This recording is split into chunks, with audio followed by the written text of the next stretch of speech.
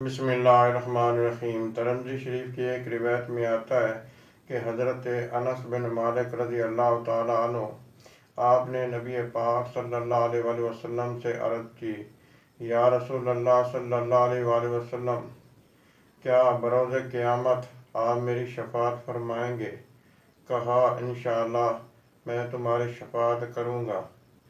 کہا، یا حضرت، میں آپ کو بروز قیامت کہاں تلاش کروں؟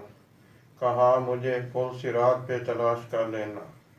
کہا، یا حضرت، اگر آپ وہاں نہ ہوں تو پھر آپ کو کہاں تلاش کروں؟ کہا، مجھے میزان پہ تلاش کر لینا۔ کہا، یا حضرت، اگر آپ وہاں بھی نہ ہوں تو پھر آپ کو کہاں تلاش کروں؟